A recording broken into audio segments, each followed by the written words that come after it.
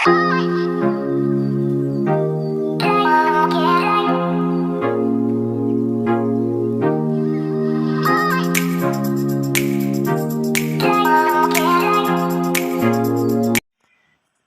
morning guys, welcome po sa aking YouTube channel, Triple Y Log TV.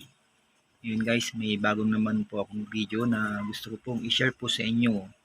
Almost 2 months na po na hindi pa ako nag-upload ng video kasi medyo busy po yung si tatay po ninyo. Kaya dito naisip ko na gusto kong i-share din yung sitwasyon ng aking kapatid na mayroon siyang mental capacity. Kasi ilang beses na po siyang dinala sa Region 1 Pangasinan at na din po sa Baguio Medical Center. Itong video na ito guys ay para po sa aking kapatid na meron siyang sakit po talaga at meron siyang 3 anak.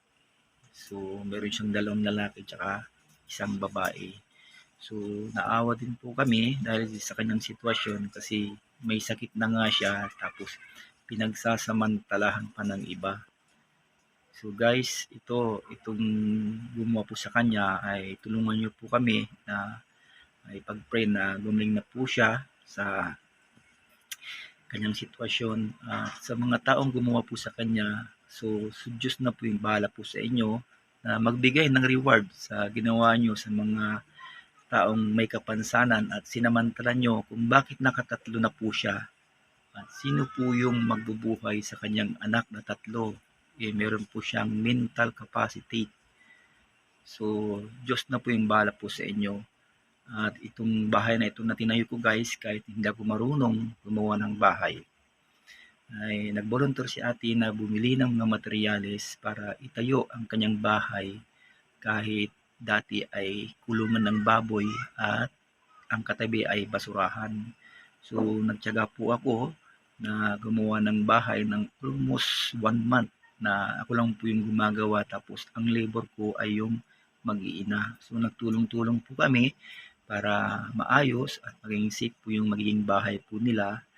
At sa mga baguhan sa aking YouTube channel, please po like, subscribe, and don't forget to click the notification bell para updated po kayo sa i-upload kong video. Halina kayo guys at tingnan natin ang bahay ng isang nanay na may mental capacity at tulungan niyo po kami at ipag-pray niyo po siya na may gumaling po ang kanyang pag-iisip at tulungan niyo po kami na maiahon sa kahirapan ang mag-iinang ito kasi hindi nila alam kung paano nila mapalaki ang kanilang anak na 3 at kung paano sila makapag-aral. Pero kahit andito po kami ay kung minsan siyempre may pamilya din po kami na pwede namin asuhin pero hindi rin po namin sila pinababayaan at kung meron po kami ay nagbibigay din po kami kung ano yung mga needs po nila. Nagpapasalamat din po ako kay ate dahil andyan po na tumutulong at bibigyan ng materyales para may patayo ang kanilang bahay. At samahan niyo ako guys at tignan natin at bisitahin natin ang kanyang bagong bahay. Let's go!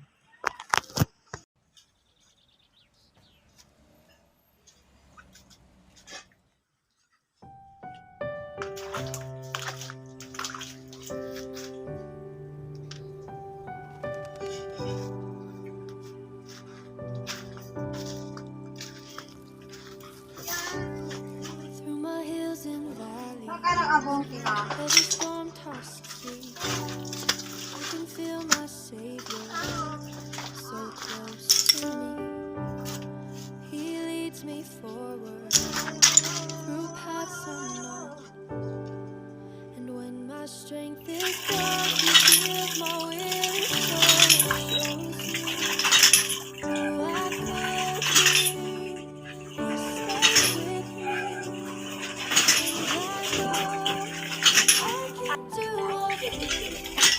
When I'm sinking in the waves, if I reach out for His grace, He will rescue me. I can do all things with the Savior by my side. I can climb to greater heights, find the strength I need. I can do all things.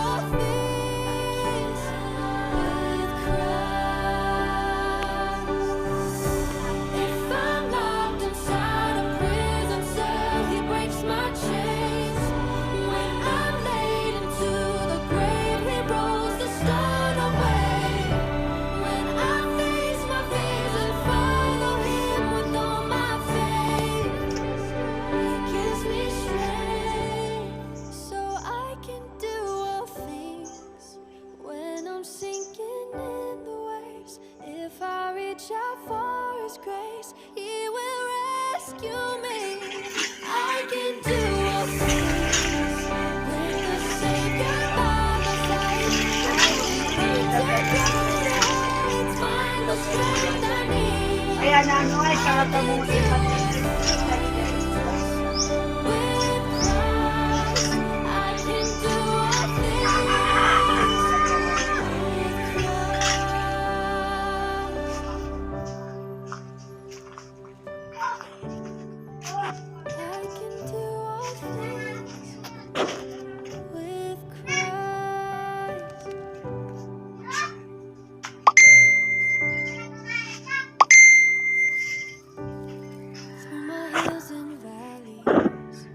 Every storm-tossed sea, I can feel myself so close to me.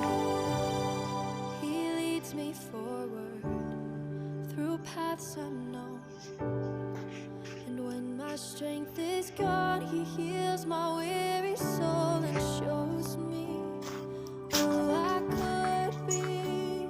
He stays with me, and I know I can do all things when I'm sinking in the waves. If I reach out for His grace, He will rescue me. I can do